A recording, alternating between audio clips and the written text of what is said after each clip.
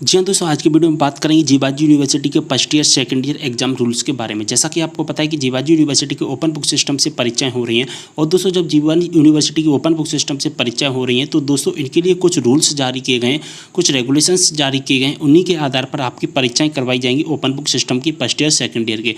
दोस्तों, अगर आपने इन नियमों को अच्छे तरीके से नहीं समझा तो दोस्तों आपको अपने रिजल्ट में बहुत सारी परेशानियों का सामना करना पड़ सकता है।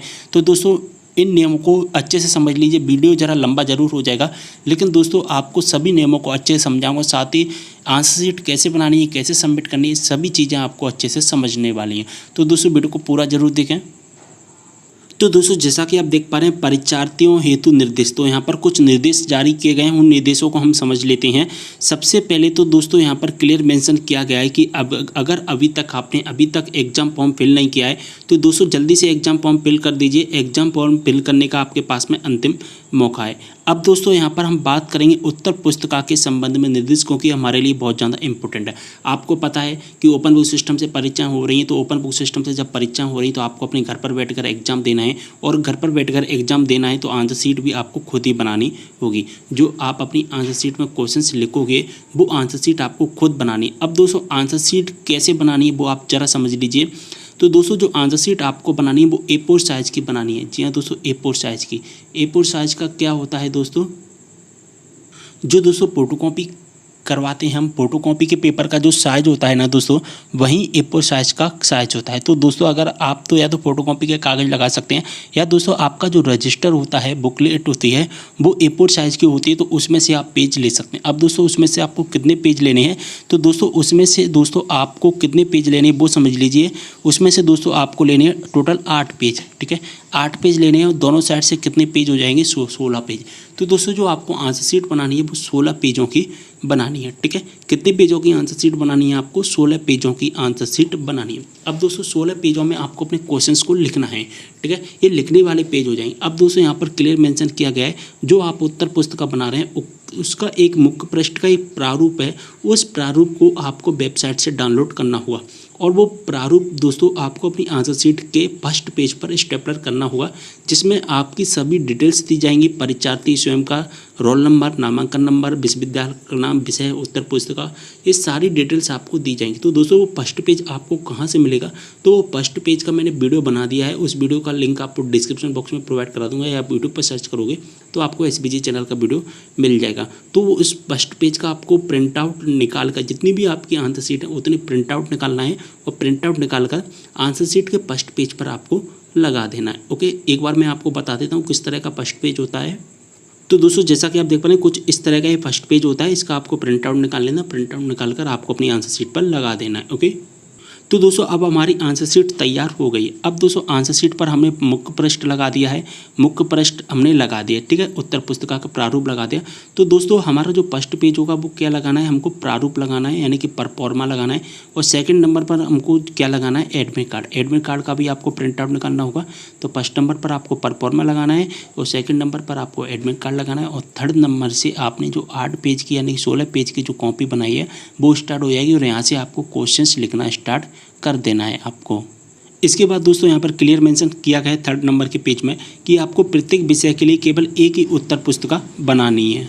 आपका एक विषय होता है तो आपको एक विषय के लिए उत्तर पुस्तिका बनानी है। ऐसा नहीं है कि आप 2-3 उत्तर पुस्तिका बना लो, केवल एक विषय के लिए एक उत्तर पुस्तिका आपको बनानी। यदि किसी पेपर में खंडों की संख्या अधिक होती है तो सभी खंडों को एक ही उत्तर पुस्तिका पर लिखना होगा, परंतु उत्तर पुस्तिका में खंडों का स्पष्ट उल्लेख होना चाहिए, तथा एक खंड के उत्तर लिखने के उपरांत ही नया खंड लिखकर उत्तर लिखना प्रारंभ करना होगा। इसका क्या मतलब है दोस्तों, इसको समझ लीजिए। जो हम आंसर शीट बनाते हैं, उस आंसर शीट जो क्वेश्चन पेपर होता है, उस क्वेश्चन पेपर के हमको सॉल्व करते हैं क्वेश्चन। तो दोस्तों कोई जो क्वेश्चन पेपर होता है वो पार्ट 1, पार्ट 2, पार्ट 3 में डिवाइड किया जाता है। तो दोस्तों जब हम पार्ट 1 को पूरा कंप्लीट कर लें, उसके बाद ही पार्ट 2 लिखना है, वो भी नए पेज से। और जब हमारा पार्ट 2 कंप्लीट हो जाता है तो पार्ट 3 लिखना है हमको नए पेज से, यानी कि एक सिस्टमेटिक तरीके में हमको आंसर अपनी आंसर शीट में लिखनी है। ओके, तो यहाँ पर आपको पूरी इन्फॉर्मेशन समझ में आ गई है। अब दोस्तों इसके बाद में क्या करना है आपको, यहाँ पर जो आंसर लिखनी है वो 250 शब्दों से ज़्यादा नहीं लिखनी है, यानी कि 2 से 2.5 पेज के बीच में ही आपको अपने आंसर को कवर कर लेना है पूरा। ऐसा नहीं है 3 पेज का 3.5 पेज का लिखते जाओ, ऐसा नहीं करना है, क्योंकि हमारे पास पृष्ठों की संख्या भी काफ़ी कम है, 16 है। तो दोस्तों आपको 2 से 2.5 पेज में ही आपको अपना आंसर है पूरा का पूरा कंप्लीट कर देना है। ज़्यादा से ज़्यादा 2.5 पेज हो जाए, 2.5 ऐसा नहीं। अगर कोई क्वेश्चन लेंदी है तो वो 3 पेज में जा सकता है, ऐसा नहीं है कि हर एक ही क्वेश्चन आप लेंदी करते जाओ। अब दोस्तों हमने आंसर शीट भी बना ली, आंसर शीट में क्वेश्चन पेपर भी लिख लिए। अब दोस्तों क्वेश्चन पेपर को लिखने के बाद में हमको अपनी आंसर शीट कॉलेज में सबमिट करनी है। तो यहाँ पर लिखा गया है कि कुल विषयों की सभी उत्तर पुस्तिकाओं को एक साथ बांधकर उनके साथ अपना प्रवेश पत्र संलग्न कर उत्तर पुस्तिका अपने स्वयं के महाविद्यालय में ही जमा करेंगे। यानी कि आपने जिस कॉलेज में एडमिशन लिया उस कॉलेज में ही आपकी आंसर शीट जमा होंगी। और दोस्तों एक साथ सभी आंसर शीट को आपको सबमिट करना है। जितनी भी आपकी आंसर शीट होती है, 8-9 जितनी भी आपकी आंसर शीट है, सभी आंसर शीट को एक साथ आपको अपने कॉलेज में सबमिट कर देना है। और जो चाहे आप रेगुलर के स्टूडेंट हो दोस्तों, चाहे दोस्तों आप प्राइवेट के स्टूडेंट हो, सभी को आपको अपने कॉलेज में ही जमा करना है। जिस कॉलेज में आपने एडमिशन लिया है उसी कॉलेज में आपको अपनी आंसर शीट को सबमिट करना है। ऐसा नहीं कि दूसरे कॉलेज में आप अपनी आंसर शीट को सबमिट कर दें। इसके बाद में दोस्तों अगर आप अपनी कॉलेज में आंसर शीट सबमिट करने के लिए नहीं जा पा रहे हैं या आप दोस्तों कहीं बाहर रह रहे हैं, तो दोस्तों आप स्पीड पोस्ट के माध्यम से भी आप अपनी आंसर शीट को अपने कॉलेज के एड्रेस पर सबमिट कर सकते हैं। आप अपने कॉलेज के एड्रेस पर। अब दोस्तों आगे समझ लीजिए, आपको 9 नंबर के पैरा में लिखा गया है कि उत्तर पुस्तक हस्तलिखित होना अनिवार्य है। टाइप की गई प्रिंटेड अथवा कंप्यूटराइज्ड उत्तर पुस्तिका स्वीकार नहीं की जाएंगी।